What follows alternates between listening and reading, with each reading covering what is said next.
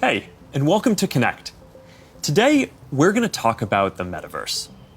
I want to share what we imagine is possible, the experiences you'll have, the creative economy we'll all build, and the technology that needs to be invented, as well as how we're going to all do this together. The basic story of technology in our lifetimes is how it's given us the power to express ourselves and experience the world with ever greater richness. Back when I started Facebook, that mostly meant text that we typed on computers. Then we all got phones with cameras, and the internet became much more visual. And recently, as connections got faster, video has become the main way that we experience content. We've gone from desktop to web to phones, from text to photos to video, but this isn't the end of the line. The next platform and medium will be even more immersive, an embodied internet where you're in the experience, not just looking at it. And we call this the Metaverse. And you're going to be able to do almost anything you can imagine. Get together with friends and family, work, learn, play, shop, create, as well as entirely new categories that don't really fit how we think about computers or phones today. Now, since we're doing this remotely today, I figured let's make this special. So we've put together something that I think is really going to give you a feeling for what this future could be like. We believe the Metaverse will be the successor to the mobile internet. We'll be able to feel present, like we're right there with people, no matter how far apart we actually are. We'll be able to express ourselves in new, joyful, completely immersive ways, and that's going to unlock a lot of amazing new experiences. When I send my parents a video of my kids, they're going to feel like they're right in the moment with us, not peering through a little window. When you play a game with your friends, you'll feel like you're right there together in a different world, not just on your computer by yourself. And when you're in a meeting in the Metaverse, it'll feel like you're right in the room together, making eye contact, having a shared sense of space, and not just looking at a grid of faces on a screen. That's what we mean by an embodied internet. Instead of looking at a screen, you're going to be in these experiences. Everything we do online today, connecting socially, entertainment, games, work, is going to be more natural and vivid. This isn't about spending more time on screens. It's about making the time that we already spend better. Screens just can't convey the full range of human expression and connection. They can't deliver that deep feeling of presence. But the next version of the internet can. That's what we should be working towards. Technology that's built around people and how we actually experience the world and interact with each other. That's what the Metaverse is all about. Now, the best way to understand the Metaverse is to experience it yourself, but it's a little tough because it doesn't fully exist yet. Some of the basic building blocks are here though, and others are starting to emerge as we speak. We're starting to get a sense of how it could all come together and what it could feel like. So today we're going to do something a little bit different. Rather than just focusing on this year's products like a normal keynote, we're going to talk about the future. So let's start by exploring what different kinds of Metaverse experiences could feel like, starting with the most important experience of all, connecting with people.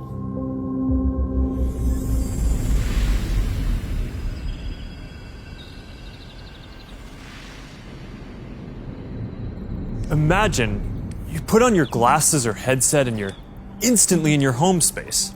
It has parts of your physical home recreated virtually, it has things that are only possible virtually, and it has an incredibly inspiring view of whatever you find most beautiful. Hey, are you coming? Yeah, just gotta find something to wear.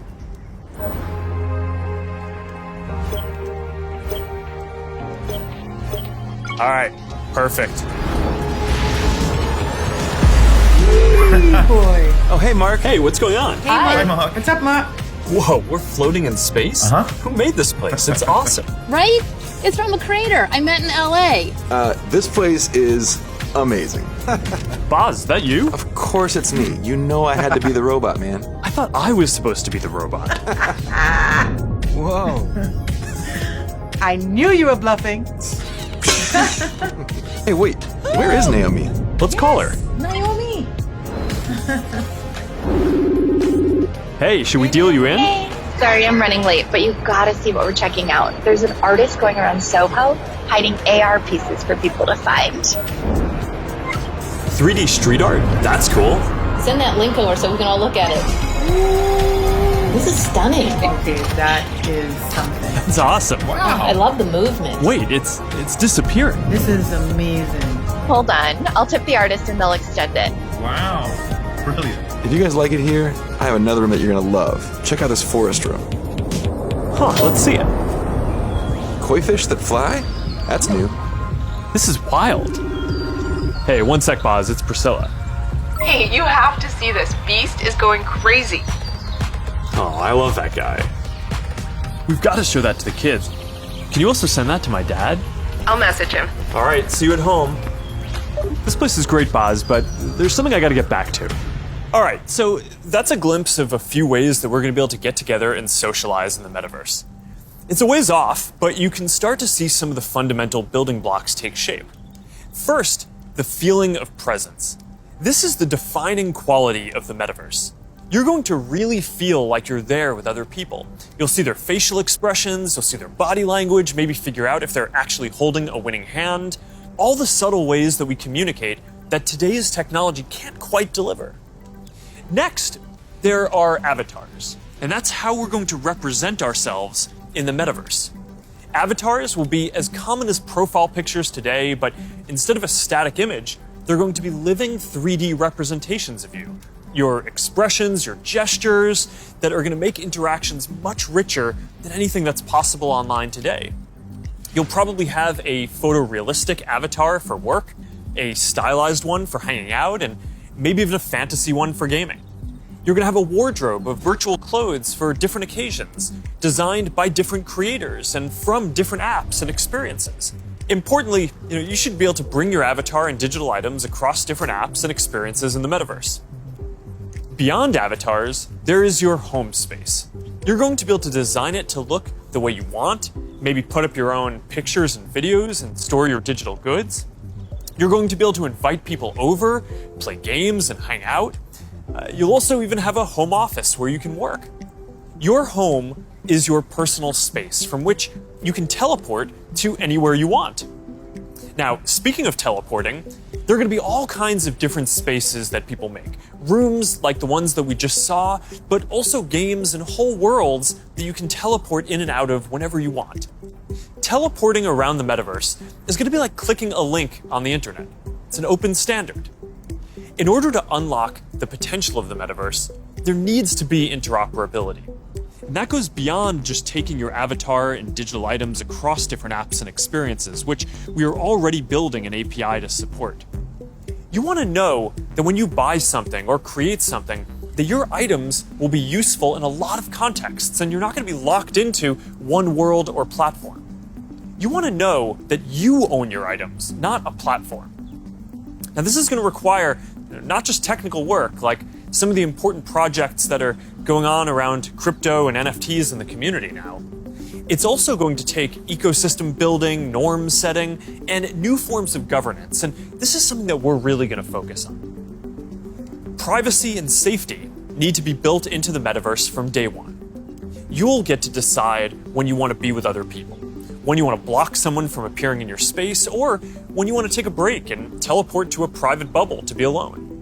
You're going to be able to bring things from the physical world into the metaverse. Almost any type of media that can be represented digitally, photos, videos, art, music, movies, books, games, you name it. And lots of things that are physical today, like screens, will just be able to be holograms in the future.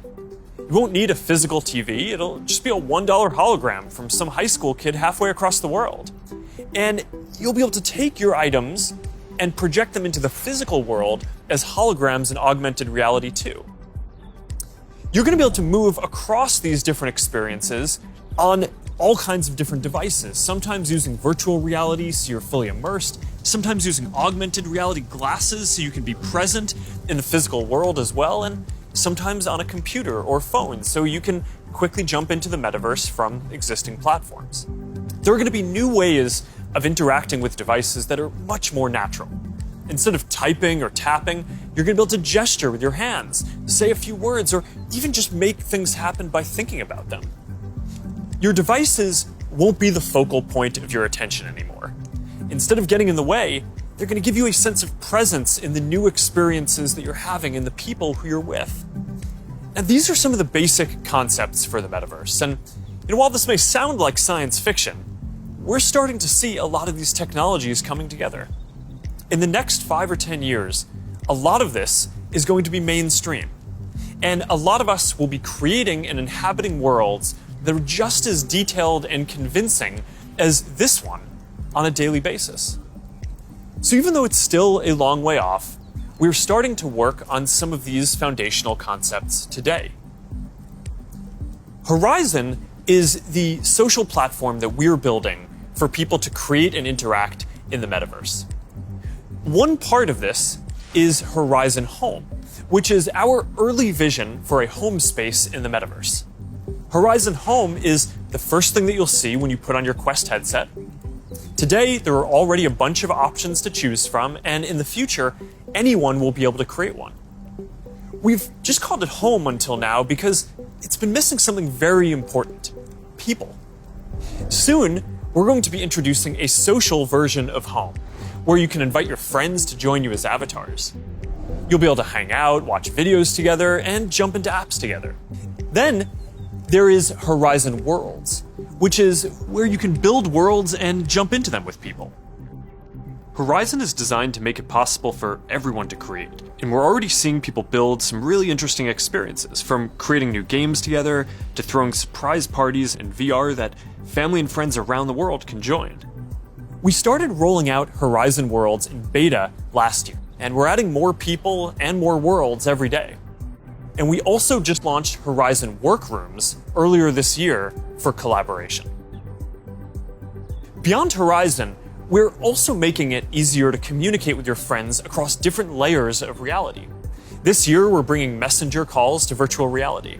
You're going to be able to invite your friends to a messenger call, and soon you'll be able to explore somewhere together or join a game. Now, these are the kinds of tools that need to get built so that you can jump into the metaverse with your friends from anywhere. And they're going to unlock some pretty amazing experiences.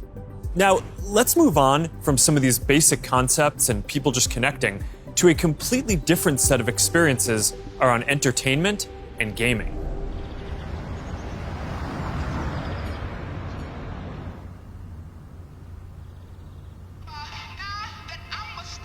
Imagine your best friend is at a concert somewhere across the world.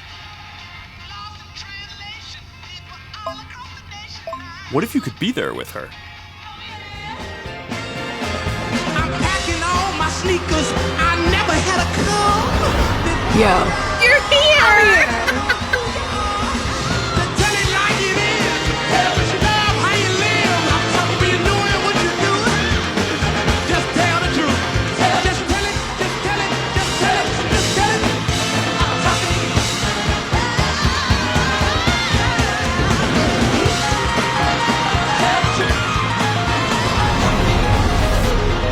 After party passes? Yes!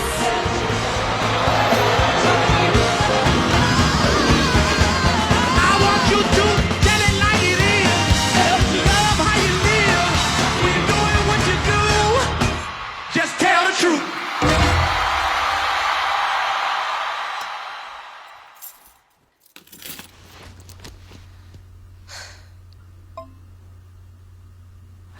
Jumping in now. What if there was an after party that anyone could go to, no matter where they were? This is wild.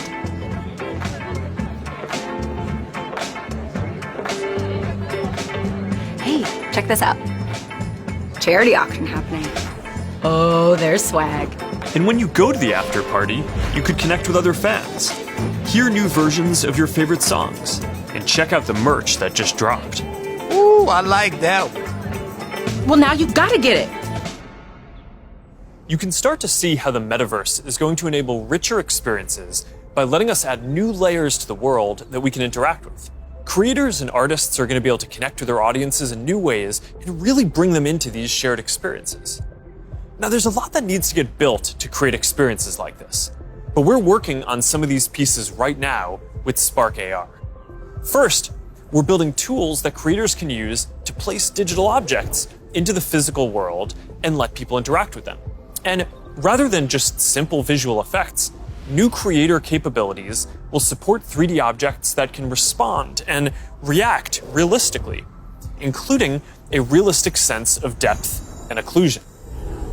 In the next year, we're also adding the ability for creators to connect different physical locations into cohesive augmented reality storytelling experiences, like guided tours or scavenger hunts. We're also building a Horizon marketplace, where creators can sell and share 3D digital items. And our hope is that this will enable a lot more commerce and help grow the overall metaverse economy. Because at the end of the day, it is really the creators and developers who are going to build the metaverse and make this real. And to make sure that there's an ecosystem that can sustain hundreds of thousands of people working on this, which is what we're going to need to bring this to life, then it's critical that creators and developers can make a good living doing this work. Now, if you ask people today what they thought the metaverse was, a lot of people would probably say it was a Spider-Man movie. But the people who actually follow the space would say it's about gaming. And that's because gaming provides many of the most immersive experiences, and it is the biggest entertainment industry by far. Gaming in the metaverse is going to span from immersive experiences in fantasy worlds to bringing simple games into our everyday lives through holograms. Maybe you'll play old games in new ways. So, Barcelona, huh? Well, it's not New York, but I like it. New York misses you. What's that? I said, let me put my game face on so I can beat you. Okay. Check. I gotta try another game face next time. Maybe you'll go head-to-head with players from around the world. Like a shop. Some call it skill. Keep talking. Or maybe you'll do things that aren't even possible in gaming today.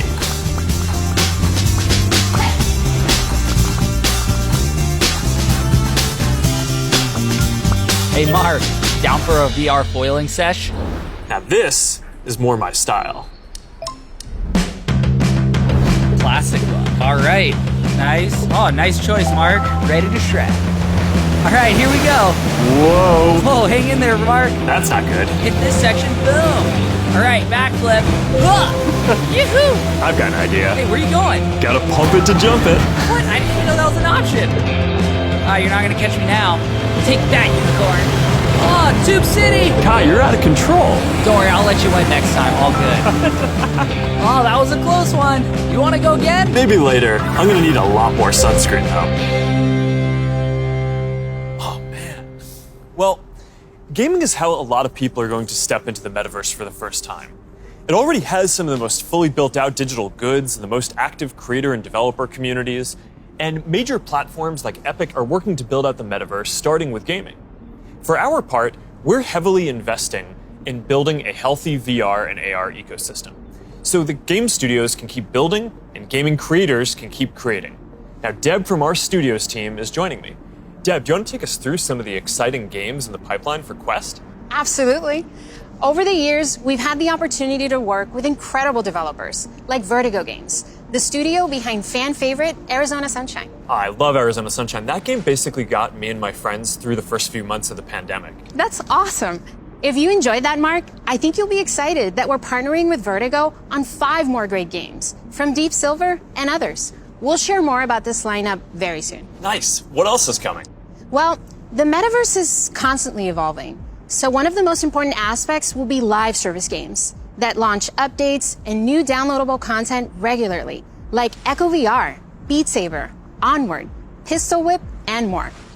We're focused on this a lot right now, making sure games can build out active communities. Beat Saber has a passionate community. Oh, I love Beat Saber. So do I. And Beat Saber just passed $100 million in lifetime revenue on Quest alone. It's a great example of a game that keeps releasing fresh content. They've actually been working on evolving the way that you interact with the tracks and feel the music. Also, the team has been working on something really cool. Check this out.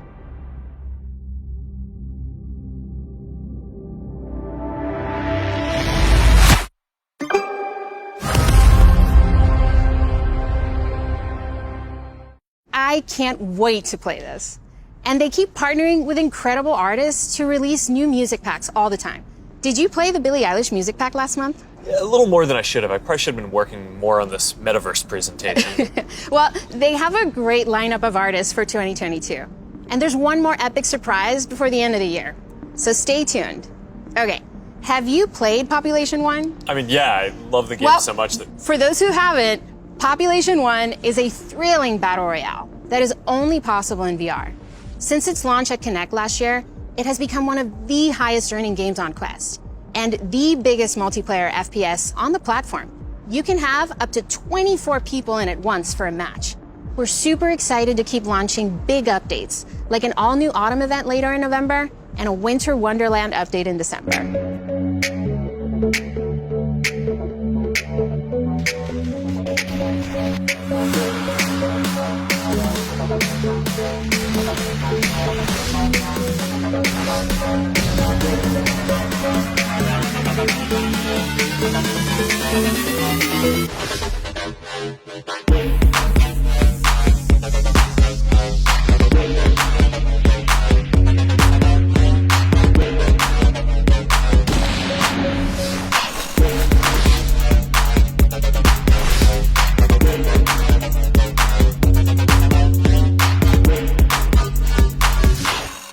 Okay, here's something I know our community has been waiting for. Lay it on us. All right, this is a title from the Warp Frog team.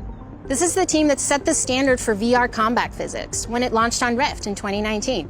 That's right, Blade and Sorcery Nomad, the built for VR medieval fantasy sandbox that pairs magic with melee, is launching on Quest later this year.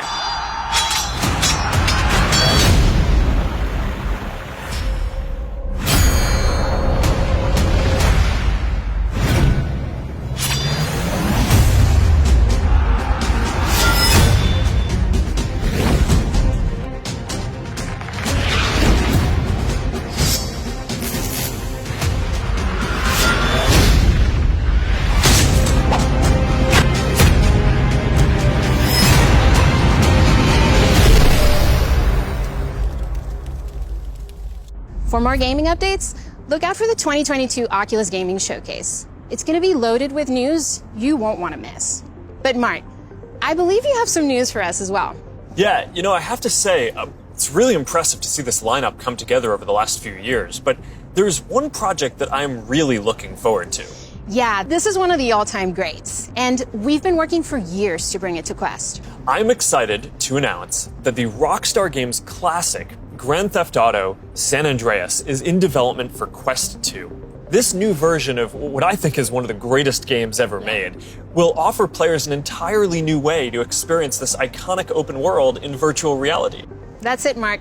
I'm moving to the Metaverse. All right, thanks, Deb. This is going to be amazing.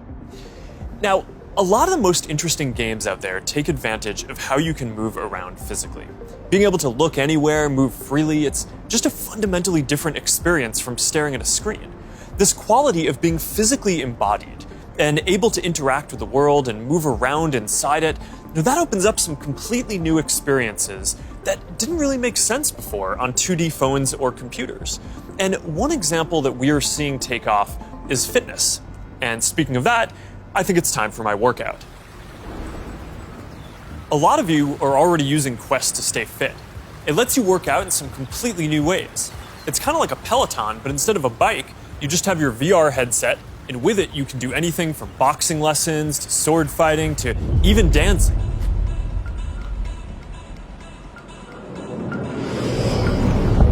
You'll be able to work out in new worlds, even against an AI.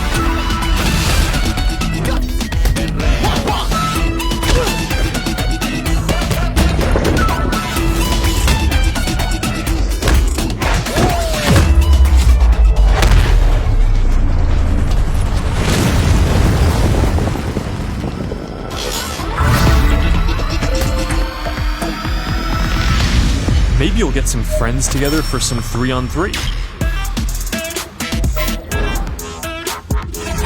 Maybe play pickup with people on the other side of the world.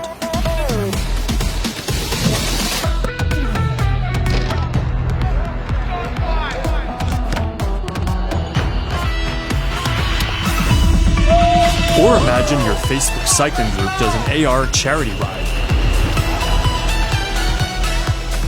Let's go. Complete with a leaderboard. Maybe you'll be able to train with the best, like you're right there with them. Like Lee Kiefer, Olympic gold medalist. On guard. Bench. Don't be scared this time.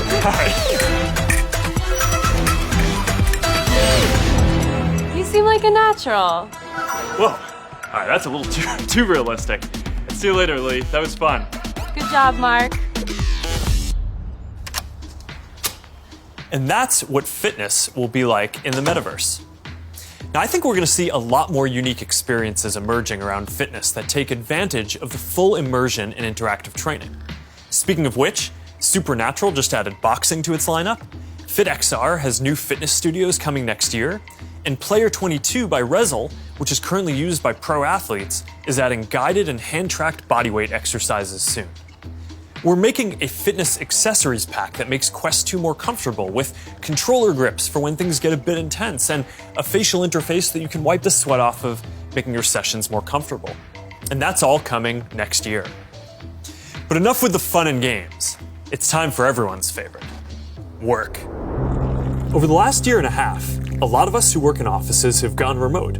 And while I miss seeing the people I work with, I think remote work is here to stay for a lot of people. So we're going to need better tools to work together. Let's take a look at what working in the metaverse will be like. Imagine if you could be at the office without the commute. You would still have that sense of presence, shared physical space, those chance interactions that make your day all accessible from anywhere. Now imagine that you have your perfect work setup and you can actually do more than you could in your regular work setup. And on top of all that, you can keep wearing your favorite sweatpants. Looking good. Let's get together real quick for a debrief.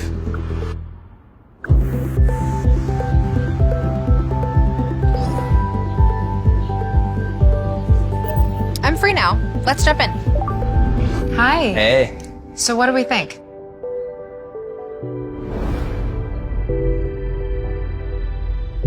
I think it's ready. Great. I'll prep it for the presentation. All right. Good luck. Imagine a space where you can tune out distractions and focus on the task at hand. And when you're ready to share what you've been working on, you can present it as if you're right there with the team. Wait, where's Mark? I think he's in the middle of something. You can already see some of these elements in Horizon Workrooms, which we launched a couple of months ago. Later this year, we plan to introduce room customization, so you can put your own logos and posters in your workrooms. We're also introducing a new office space in Horizon Home, for when you want your perfect workspace to do some focused work or just cross a few things off your to-do list. We're also announcing 2D progressive web apps for the Quest Store. And as a new developer frameworks, they're easier to build. So you can drop in and check on a work project while you're in VR using services like Dropbox and Slack, or stay connected with Facebook and Instagram. This starts bringing more of your 2D internet services into the metaverse. And as we've focused more on work, and frankly, as we've heard your feedback more broadly, we're working on making it so you can log into Quest with an account other than your personal Facebook account. We're starting to test support for work accounts soon, and we're working on making a broader shift here within the next year. I know this is a big deal for a lot of people. Not everyone wants their social media profile linked to all these other experiences, and I get that, especially as the metaverse expands. And I'll share more about that later. But I'm genuinely optimistic about work in the metaverse. We know from the last couple of years that a lot of people can effectively work from anywhere. But hybrid is going to be a lot more complex, when some people are together and others are still remote. So giving everyone the tools to be present, no matter where they are, whether as a hologram sitting next to you in a physical meeting or in a discussion taking place in the metaverse, that's going to be a game changer. I think this could be very positive for our society and economy. Giving people access to jobs in more places, no matter where they live, will be a big deal for spreading opportunity to more people. Dropping our daily commutes will mean less time stuck in traffic and more time doing things that matter. and it'll be good for the environment. Actually, if you travel for work and working in the metaverse means that you just take one less flight each year, that's probably better than almost anything else that you can do for the environment. I think working in the metaverse is going to feel like a huge step forward. And these dynamics, like the ability to teleport places with people and interact around shared projects in virtual space, they're going to be valuable in a lot of other categories of experiences too. So now Marnie, our Chief Business Officer, is going to take us through some of them. Thanks, Mark. We'll see you in a minute. What if you could learn about anything in the world just by bringing it closer to you? So, we're gonna have an astrophysicist in the family. Actually, I have to write this paper. Will you help me? Let's take a closer look. What part of the solar system are we talking about? Saturn. If you were taking astrophysics, you could study in the metaverse. Did you know the rings are made up of billions of icy particles? Really? Look at this.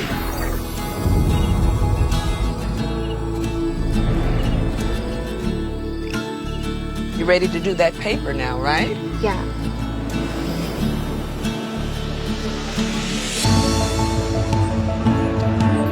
In the metaverse, you'll be able to teleport not just to any place, but any time as well. Ancient Rome. Imagine standing on the streets, hearing the sounds, visiting the markets, to get a sense of the rhythm of life over 2,000 years ago. Imagine learning how the Forum was built by actually seeing the Forum get built right in front of you.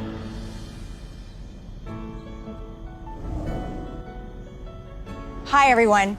I'm Marnie Levine. In the metaverse, learning won't feel anything like the way we've learned before.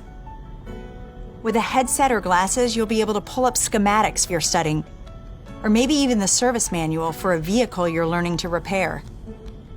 Let's say you're a med student or a doctor. With apps like OSO VR, you can learn new techniques in surgery firsthand, practicing until you get it right.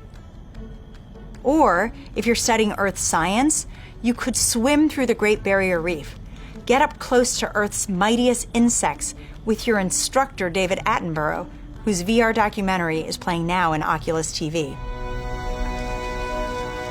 This is a world of intrigue, a world of wonder, a secret world hidden to the human eye. Explore the extraordinary world of Micro Monsters 3D with me, David Attenborough. This is just one of the ways we're going to learn in the future. But in order to get there, we're going to need to help build the skill sets of the people who build these experiences. So we're setting aside $150 million to train the next generation of creators to build immersive learning content and increase access to devices. And to help more creators make a living building AR effects using Spark AR, we're going to establish a professional curriculum and certification process, make it easier to monetize, and put our Spark AR curriculum on Coursera and edX. Thanks, Marnie. So that's a glimpse of the kinds of experiences that you might have in the metaverse. From connecting with friends, to gaming and entertainment, to work and education, and creation and commerce. Now, let's talk about how creators and developers are going to build all of this, and about the economy that we all need to create. The last few years have been humbling for me and our company in a lot of ways. One of the main lessons that I've learned is that building products isn't enough. We also need to help build ecosystems so that millions of people can have a stake in the future, can be rewarded for their work, and benefit as the tide rises, not just as consumers, but as creators and developers. But this period has also been humbling because as big of a company as we are, we've also learned what it is like to build for other platforms. And living under their rules has profoundly shaped my views on the tech industry. Most of all, I've come to believe that the lack of choice and high fees are stifling innovation, stopping people from building new things, and holding back the entire internet economy. We've tried to take a different approach. We want to serve as many people as possible, which means working to make our services cost less, not more. Our mobile apps are free. Our ads business model is an auction which guarantees every business the most competitive price possible. We offer our creator and commerce tools either at cost or with modest fees to enable as much creation and commerce as possible. And it's worked. Billions of people love our products. We have hundreds of millions of businesses on our platform, and we have a rapidly growing ecosystem and a thriving business. That's the approach that we want to take to help build the metaverse too. We plan to continue to either subsidize our devices or sell them at cost to make them available to more people. We'll continue supporting sideloading and linking to PCs so consumers and developers have choice rather than forcing them to use the Quest store to find apps or reach customers. And we'll aim to offer developer and creator services with low fees in as many cases as possible so we can maximize the overall creator economy, while recognizing that to keep investing in this future, we'll need to keep some fees higher for some period to make sure that we don't lose too much money on this program overall. After all, while a growing number of developers are already profitable, we expect to invest many billions of dollars for years to come before the metaverse reaches scale. Our hope, though, is that if we all work at it, then within the next decade, the metaverse will reach 1 billion people, host hundreds of billions of dollars of digital commerce, and support jobs for millions of creators and developers. We'll try to lay out how some of this commerce model will work, but I also want to be upfront about the fact that there's a ton that we just don't know yet. What I can tell you, though, is that we are fully committed to this. It is the next chapter of our work, and we believe for the internet overall. And our strategy and track record show that we will do everything we believe is sustainable to grow the community, the creator economy, and the developer ecosystem. And to tell us more about all of that, here's Vishal, our head of Metaverse products. Thanks, Mark. As you said, our approach is to serve as many people, creators, and businesses as we can by keeping fees as low as possible and offering choice. As a company, we have been investing in commerce and creators for many years. But let me take a moment and explain how this will all come to life in the metaverse. For people, the metaverse will offer more choice than we've ever seen before. And most importantly, there will be a real sense of continuity where the things you buy are always available to you. Today, much of what you buy on the internet is inside a single app, website, or game. You might buy a custom skin for your gaming avatar, but you can't take it with you when you move to a new space. In the physical world, that would be the equivalent of buying your favorite sports team's jersey and never be able to wear it outside the stadium. In the future, you will be able to buy digital clothes for your avatar and then wear them into the metaverse more broadly. For creators, our goal is to provide a way for as many creators as possible to build a business in the metaverse. One thing we've learned from today's digital platforms is that we can't artificially limit innovation. We need to enable as many different types of creators as possible to unlock the best ideas. There will be many different kinds of creators in the metaverse. Creators who make digital objects, creators who offer services and experiences, and those who build entire worlds like game creators do today. We also want creators to have the biggest possible audiences. If a creator designs a signature effect to surround avatars, their fans should be able to buy it and then visit different spaces to show it off to their friends. Frankly, if a creator builds any experience, all of their fans should be able to enjoy it. Businesses will be creators too, building out digital spaces or even digital worlds. They'll sell both physical and digital goods, as well as experiences and services. And they'll be able to use ads to ensure the right customers find what they've created. Speaking of buying things, we're also exploring new types of ownership models and entitlements to ensure people feel confident that they actually own something. This will make it easier for people to sell limited edition digital objects like NFTs, display them in their digital spaces, and even resell them to the next person securely. In short, the metaverse will remove many of the physical constraints we see on commerce today and make entirely new businesses possible. While this is very exciting, the metaverse is all about co-creating. We're building this together with creators, developers, and entrepreneurs.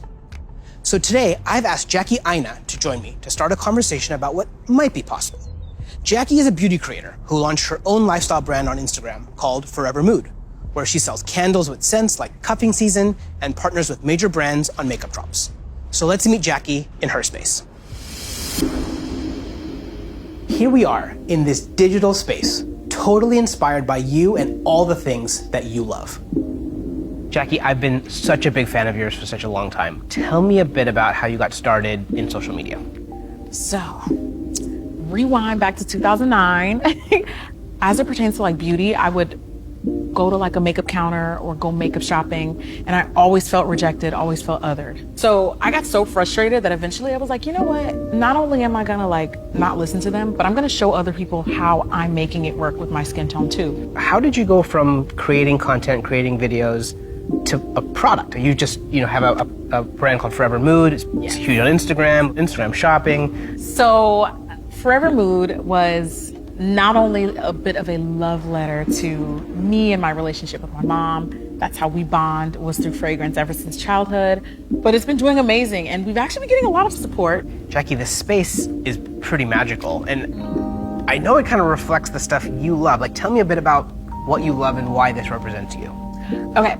So first thing, color is everything. I love pastels. You can see it in the brand. You can see it like a lot of times in what I wear.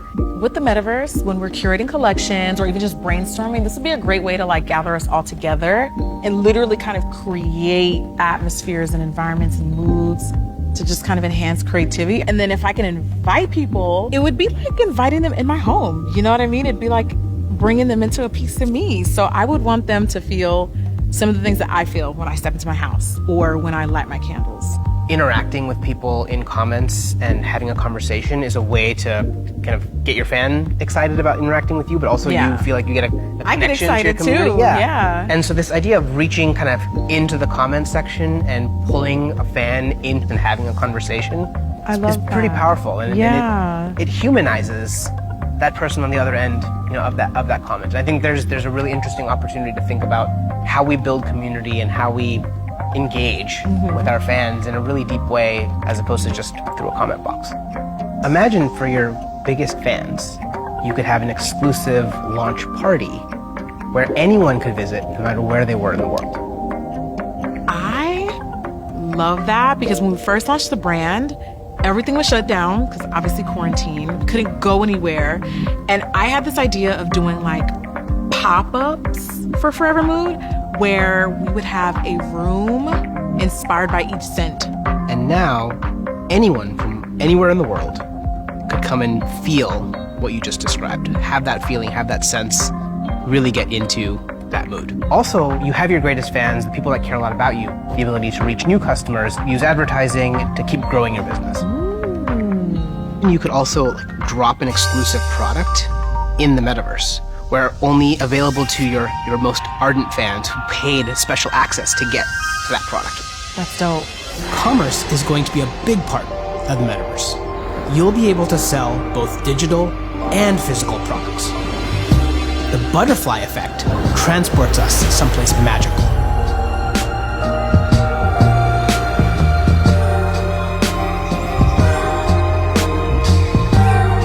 So beautiful. So Jackie, as we walk through this amazing world, what does the Metaverse mean to you? I just feel like this is like endless possibilities with my imagination. I can't even begin to imagine how meaningful the Metaverse will be thanks to creators like you.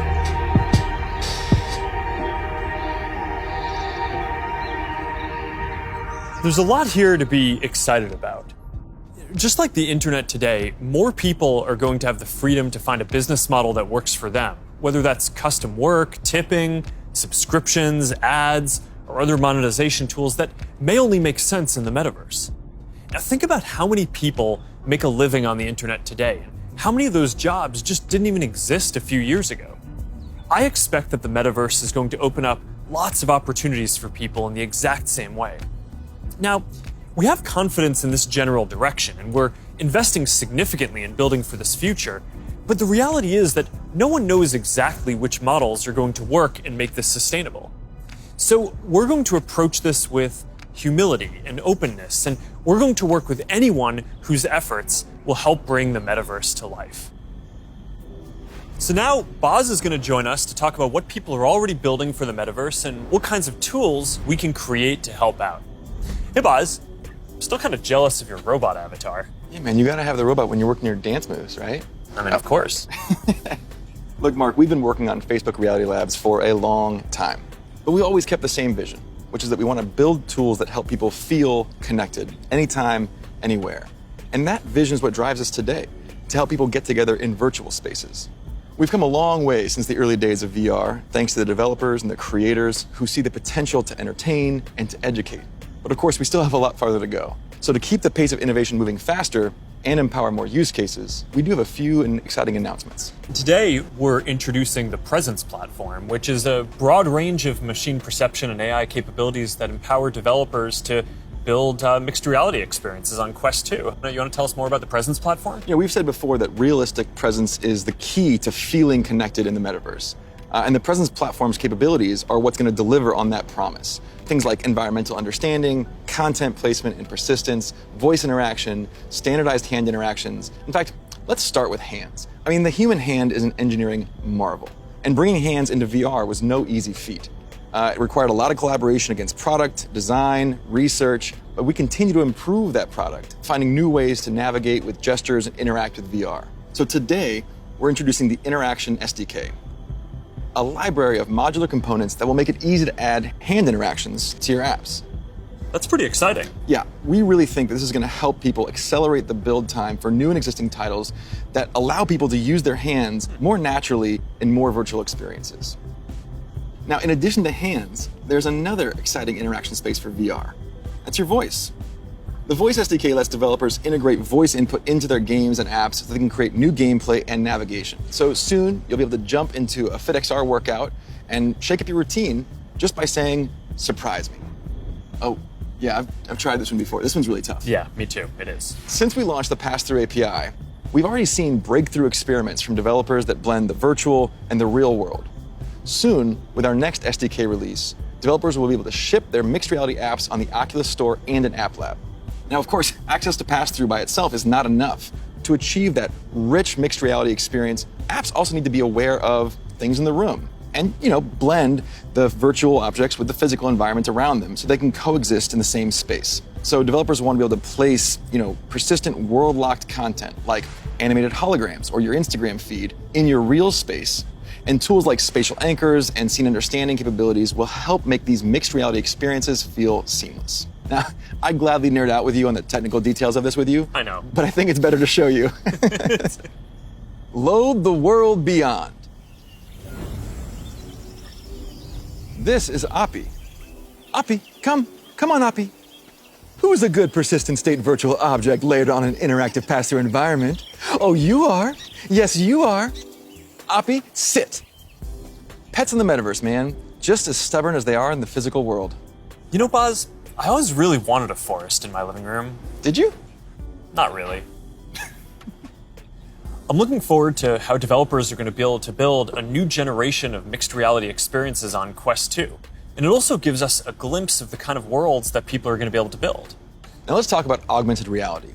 With Spark, we really focused on those use cases that allow people to both stay engaged with the world around them, but also stay connected to the people that they're not around. And creators are really leading the way here. And we're doing everything we can to support them with our know-how, with our resources, and of course, with tools. And for more on that, I'd like to say hi to Sue, the product director at Facebook Reality Labs and the head of Spark AR. Thanks, guys. Spark AR is focused on building AR experiences that empower people to be more connected and at the same time, more present with the world around them. And creators are helping us build these experiences of today while exploring the possibilities of tomorrow. Fundamentally, we're democratizing AR creation and enabling a global community with the tools and knowledge necessary to develop the AR content and experiences that people love to use. Programs like AR Curriculum enrolled over 22,000 creators in less than a year, and we're adding additional programming to support more advanced creators. And the depth and breadth of content would not be possible without these creators. In 1 week alone, you'll see effects that bring moments like landing on Mars or the launch of a new album to life, all by tapping into everyone's imaginations. We're also powering experiences across Facebook. So imagine playing that AR Battleship game from your phone with a friend in the metaverse or on an augmented call. How cool, right? Right now, we have over 600,000 creators in our community with diverse needs and motivations for using AR to engage with their fans and audiences. We know people, more than 700 million monthly across the Facebook family of apps, are already using AR a ton. We see over 80 billion effects applied per month, and we want to make it even easier for anyone to find their spark. So we created a tool, codenamed Polar, that makes AR creation possible for novice creators who have no prior experience in art, 2D or 3D design, or programming. Think paint by numbers. So creators whose first love might be photography, video, or dance can enhance their content for their own special effects. And that's an important piece of this vision and this community. It's open to anyone and everyone who's curious. And the metaverse is well positioned to be a strong digital economy for creators from all walks of life. This is primitive to a functioning metaverse. And we want to make sure creators are ready to share their creativity and capitalize on this emerging opportunity from day one. Thanks, Sue. So that's some of the software platform that needs to get built to deliver the metaverse. But there are other important considerations here too. Hey, Nick. Hey, Mark. Hope I'm not interrupting. You got a sec? Have you got Oppie with you? I think Oppie's still in the virtual forest, but I always have time for you. What's going on? Look, I just love the presentation so far. It's such visionary stuff. But as you mentioned early on, with all big technological advances, there are inevitably going to be all sorts of challenges and uncertainties. And I know you've talked about this a bit already, but people want to know how we're going to do all this in a responsible way, and especially that we play our part in helping to keep people safe and protect their privacy online. Yeah, that's right. This is incredibly important. The way I look at it is that in the past, the speed that new technologies emerged sometimes left policymakers and regulators playing catch up. So on the one hand, companies get accused of charging ahead too quickly, and on the other, tech people feel that progress can't afford to wait for the slower pace of regulation. And I really think that it doesn't have to be the case this time round, because we have years until the metaverse we envision is fully realized. So this is the start of the journey, not the end. Like I said earlier, interoperability, open standards, privacy, and safety need to be built into the metaverse from day one. And with all the novel technologies that are being developed, everyone who's building for the metaverse should be focused on building responsibly from the beginning. This is one of the lessons that I've internalized from the last 5 years. It's that you really want to emphasize these principles from the start.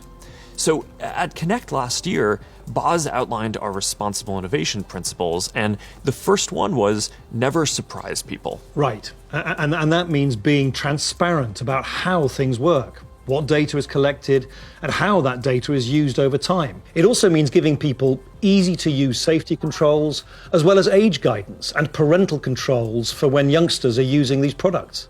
And we're spending a lot of time talking with experts and getting perspectives from outside the company on what we're building, even before we build it. And this is about designing for safety and privacy and inclusion before the products even exist. And one example is what we're doing with Project Aria, our research device that helps inform the AR glasses that we're building. We're also funding external research on this. You know, last year we announced grants for research on the impact of AR, VR, and smart devices on people who aren't currently using them, especially communities whose perspectives have often been overlooked, as well as best practices for creating inclusive environments in virtual spaces. And this year, we're opening up support for even more research because we need those independent perspectives to make sure that we're living up to another one of our principles, consider everyone. And that point is so important because this is a collaborative exercise. And in particular, we need to make sure the human rights and civil rights communities are involved. So these technologies are built in a way that's inclusive and empowering. One of the advantages of starting right now is that we can collaborate with people at the very early stages of development, like what we're doing through the new fund that you announced a few weeks ago. Yeah, the XR Programs and Research Fund. It's a 2-year, $50 million investment in programs and external research with organizations all over the world, like Howard University, Women in Immersive Tech, Africa No Filter, and universities in Seoul, Hong Kong, and Singapore. And this is crucial because, as we've said, the metaverse isn't something we're building so much as it's something we're building for.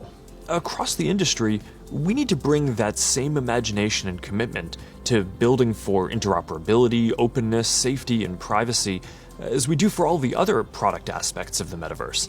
These have to be fundamental building blocks, just like the other software and experiences that we've been talking about. Right. All right, thanks, Nick. So, one thing that we haven't talked about much yet is the future of hardware that will help bring the metaverse to life. We're working on multiple new products to advance the state of the art, unlock richer social interactions, and make it a lot easier to be productive. That must be Angela, our head of VR devices. Hey, Angela. Hey, Mark. Is that what I think it is? I sure hope it is. All right, come on in. So, what do you think is the most exciting thing that we're working on right now? That's hard to say. You know, we have such an exciting pipeline. But next year, we are releasing a new product that will push the boundaries of VR even further. We've codenamed it Project Cambria. So, this isn't the next Quest. It's going to be compatible with Quest, but Cambria will be a completely new, advanced, and high-end product, and it'll be at the higher end of the price spectrum too. Our plan here is to keep building out this product line to release our most advanced technology before we can hit the price points that we target with Quest. All right, so let's talk about some of the new advances here. Yeah, sure.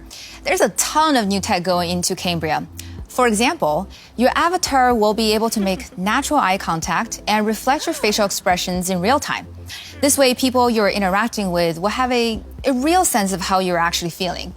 It does mean building more sensors into a form factor that's comfortable to wear for a while. And because we want VR to be for everyone, we also have to make sure avatars represent a diverse set of human facial features and skin tones, as well as paying attention to things like glasses and beards that might get in the way of some of the sensors. So that's going to be a big step forward for social presence, and I'm really glad that we're focused on making it inclusive from the start. Now, what about unlocking more mixed reality experiences? I mean, imagine working at your virtual desk with multiple screens while seeing your real desk so clearly that you can pick up a pen and write notes without taking your headset off. Or, you're doing a workout with a virtual instructor in your living room. It's going to be so cool. We're already seeing the potentials of these kinds of experiences today as people are building for our pass-through API. But with Cambria, we'll be taking this to the next level with high-resolution, colored, mixed reality pass-through. We essentially combine an array of sensors with reconstruction algorithms to represent your physical world in the headset with a sense of depth and perspective. Now, we're still a ways away from exactly matching what our eyes see in the physical world, but we're pretty encouraged by how far we've been able to advance the pass-through experience so far. Definitely, but we also need to push the visuals to the next level. So let's talk about the progress that we're making on optics. Yeah, we're pushing the limits of display technology and form factor with something called pancake optics. They essentially work by folding light several times over to achieve a slimmer profile than current lenses. Now, with several optical layers, we'll need to precisely control every aspect of design and fabrication to achieve that high-quality, artifact-free display and really just deliver the best optics ever in one of our headsets. That's pretty awesome. But let's make sure that we leave some of the good stuff for next year's release, too. All right, now, I'm excited to keep building out this new product line over future generations so we can keep getting our most advanced technology into people's hands even before we can get it into our Quest product line. That's our goal. We're starting to work with developers to build experiences for Cambria as we speak, and we're looking forward to sharing so much more with y'all next year. Sounds good. Now, beyond virtual reality, we are also focused on the hardware to make true augmented reality possible.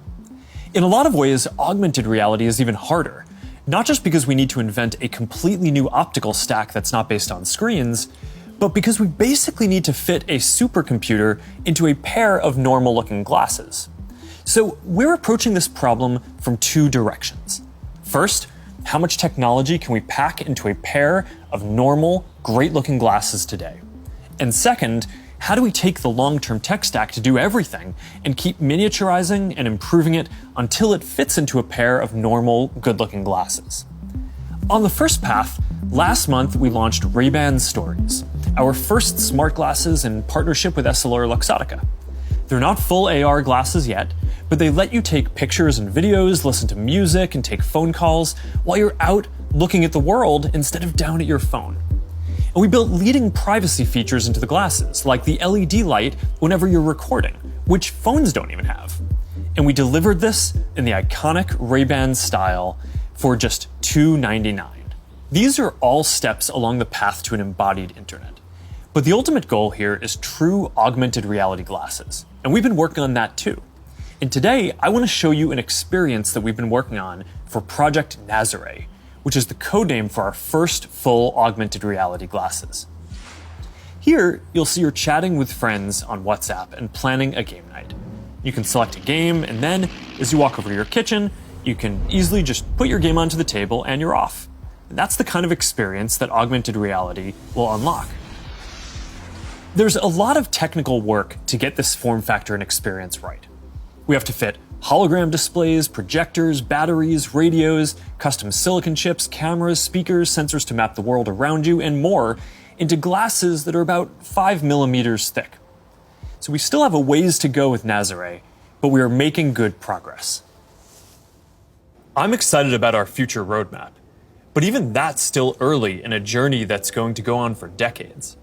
Immersive all-day experiences will require a lot of novel technologies. And for the last 7 years, our research team has been working on a broad array of technologies that are necessary for these next-generation platforms. Michael Abrash leads this team, and he's going to join me to talk about some of the future technology that we're developing. Hey, Michael, do you want to take everyone through our roadmap? Sure.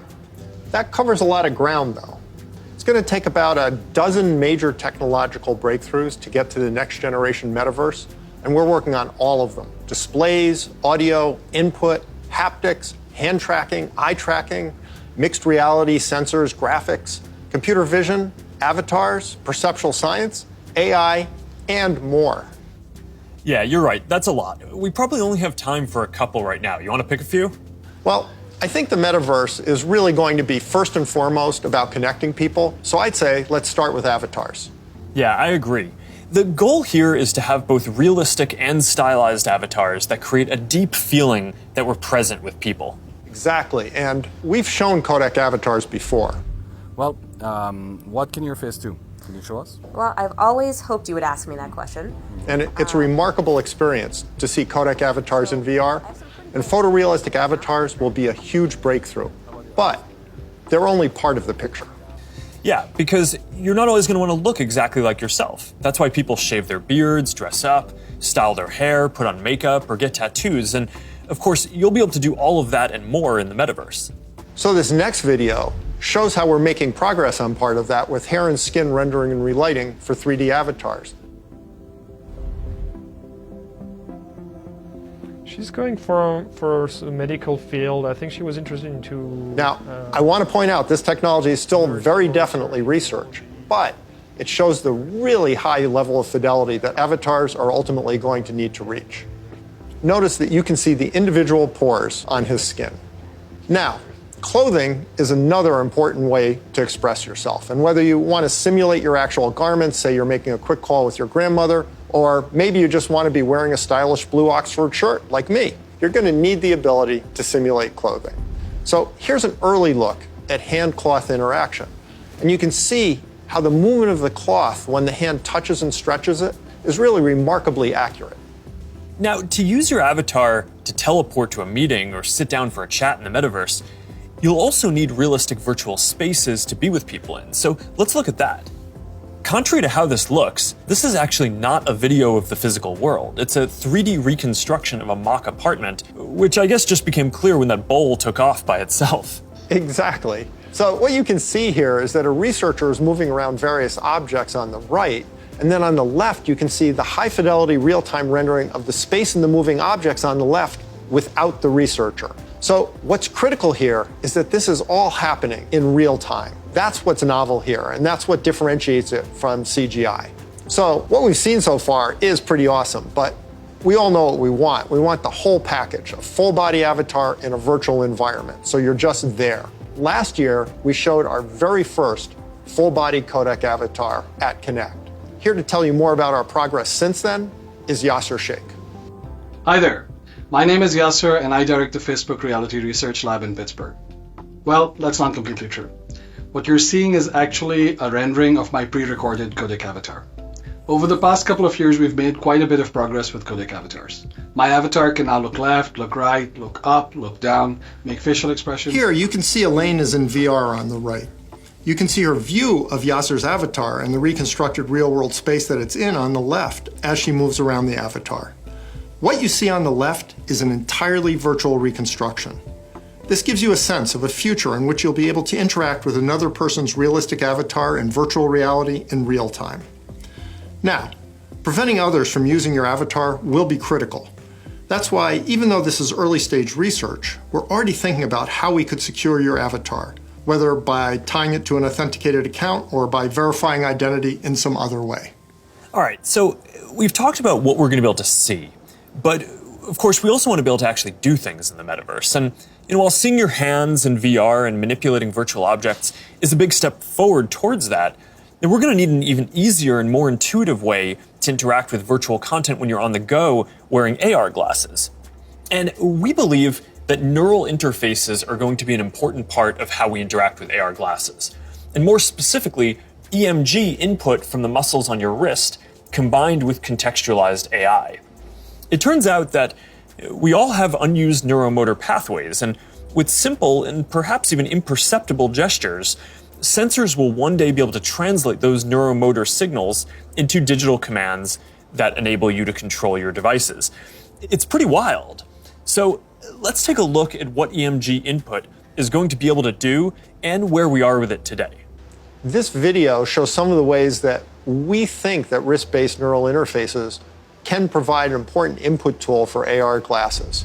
So at first, that input is going to just be around enabling basic gestures, click, scroll, select. But as the technology evolves, EMG input could potentially unlock full-speed typing, and it could give you subtle, personalized controls that you can use in any situation. This is genuinely unprecedented technology. So let's look at an early prototype that shows how it could be used in AR. This experimental UI shows for the first time how EMG input could one day allow you to send a message in AR with your hand resting comfortably at your side without ever having to look at a screen. Notice how the researcher used an overt and highly visible click gesture to send the first message. We've made a lot of progress over the last year, and we're now able to do the same thing with the smallest of movements of the hand. EMG enables this by picking up subtle neuromotor commands with remarkable precision. So basically what you're saying is that you're going to be able to send a text message just by thinking about moving your fingers. That's going to be pretty amazing. But I guess it's just one part of the equation, because the other is AI that understands your context and can give you a simple set of choices based on that context. So let's take a look at an AI interaction model that we've built using Project Aria, our initiative to accelerate research into AR glasses and live maps that we talked about last year. Remember the mock apartment we saw earlier? Well, we've indexed every single object in it, including not only location, but also the texture, geometry, and function of each one. We fed all that information into the Project Aria glasses Ming-Fei is wearing in this next demo. And the reason is to simulate how AR glasses will ultimately be able to access data from a 3D map that will help them identify the real-world objects in the space around you and better understand your context so they can help you. What's happening here is that the glasses are calculating where Ming-Fei is in the room, locating and identifying all the nearby objects based on the index mentioned earlier, and figuring out which of those objects Ming-Fei is interested in by observing her eye movements. That contextual information, in turn, enables the system to offer proactive assistance to Ming-Fei in a variety of ways. Here, the system knows that she may want to turn on the TV, so when she clicks while looking at it, the system turns it on. Ultimately, her AR glasses will tell her what her available actions are at any time.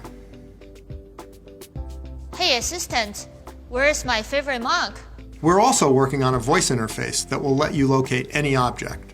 Here, the system is displaying the current location of the mug. In the future, it might tell her where it is using speech or text, or it might highlight the location in her glasses. Really, it's an early look at the sort of intuitive, low-friction interface that AI plus EMG input will enable in the future. This is how we'll all be interacting one day. Thanks, Michael. That was awesome. All right, so I hope that gives you a sense of some of the technical challenges that we're working on to deliver deep and immersive experiences in the metaverse. A lot of what we've shown today isn't going to be available in the next year or two. Some of this is still a long way off. But this is some of the most exciting stuff that I've ever gotten to work on, and I'm just incredibly energized to be on this journey with all of you. And there's one more thing that I want to tell you about today. I believe the metaverse is the next chapter for the internet, and it's the next chapter for our company too. So I've been thinking a lot about what this means for our company and who we are as we embark on this journey. We're a company that focuses on connecting people. While most other tech companies focus on how people interact with technology, we focus on building technology so people can interact with each other. One of the reasons I started Facebook was that at the time you could use the internet to find almost anything. Information, news, movies, music, shopping, except for the thing that matters most of all, people. Today, we are seen as a social media company. But in our DNA, we are a company that builds technology to connect people. And the metaverse is the next frontier, just like social networking was when we got started. Facebook was born in a specific time and place, a college campus, the web. It was what we could build at the time to put people back into our experience of technology. But connecting people was always much bigger. From way earlier on, I remember sitting in middle school classes, sketching in my notebooks, ideas that I wanted to code when I got home. And even though I didn't have the skill or technology to build it yet, it was always clear that the dream was to feel present with the people we care about. Isn't that the ultimate promise of technology? To be together with anyone, to be able to teleport anywhere, and to create and experience anything? Yet here we are in 2021, and our devices are still designed around apps, not people. The experiences we're allowed to build and use are more tightly controlled than ever. And high taxes on creative new ideas are stifling. This is not the way that we are meant to use technology. The metaverse gives us an opportunity to change that if we build it well. But it's going to take all of us, creators, developers, companies of all sizes. Together, we can finally put people at the center of our technology and deliver an experience where we are present with each other. Together, we can create a more open platform with more ways to discover experiences and more interoperability between them. And together, we can unlock a massively bigger creative economy. I know the internet story isn't straightforward. Every chapter means new voices and new ideas, and yes, there will be challenges and risks and disruption of established interests. But there will also be opportunities and benefits that we can't even imagine yet. For connection, for creation, for learning, and joy. We'll all need to work together from the beginning to bring the best possible version of this future to life. A future where, with just a pair of glasses, you will be able to step beyond the physical world and into the kinds of experiences that we have talked about today. I've been thinking a lot about our identity as we begin this next chapter.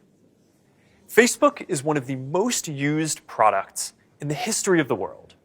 It is an iconic social media brand. But increasingly, it just doesn't encompass everything that we do. Instagram, WhatsApp, Messenger, Quest, now Horizon, Nazare, and more. Building our social media apps will always be an important focus for us. But right now, our brand is so tightly linked to one product that it can't possibly represent everything that we're doing today, let alone in the future. Over time, I hope that we are seen as a metaverse company. And I want to anchor our work and our identity on what we are building towards. We just announced that we are making a fundamental change to our company. We're now looking at and reporting on our business as two different segments. One for our family of apps, and one for our work on future platforms. And as part of this, it is time for us to adopt a new company brand to encompass everything that we do. to reflect who we are and what we hope to build, I am proud to announce that starting today, our company is now Meta. Our mission remains the same. It's still about bringing people together. Our apps and their brands, they're not changing either. And we are still the company that designs technology around people. But now we have a new North Star to help bring the metaverse to life. And we have a new name that reflects the full breadth of what we do and the future that we want to help build. From now on, we're going to be Metaverse first, not Facebook first. That means that over time, you won't need to use Facebook to use our other services. And as our new brand starts showing up in our products, I hope that people come to know the Meta brand and the future that we stand for. I used to love studying classics, and the word meta comes from the Greek word meaning beyond. For me, it symbolizes that there is always more to build. There's always a next chapter to the story. And for us, that's a story that started in a dorm room and grew beyond anything we could imagine, into a family of apps that people use to find one another, to find their voice, to start businesses and communities and movements that have changed the world. I'm proud of what we've built so far and excited about what comes next as we move beyond what's possible today, beyond the constraints of screens, beyond the limits of distance and physics, and towards a future where everyone can be present with each other, create new opportunities, and experience new things. It's a future that is beyond any one company, that will be made by all of us. We've built things that have brought people together in new ways. We've learned a lot from struggling with social issues and living under closed platforms. And now it is time to take everything that we have learned and help build the next chapter. I am dedicating our energy to this more than any other company in the world. And if this is the future that you want to see, then I hope that you will join us. Because the future is going to be beyond anything we can imagine.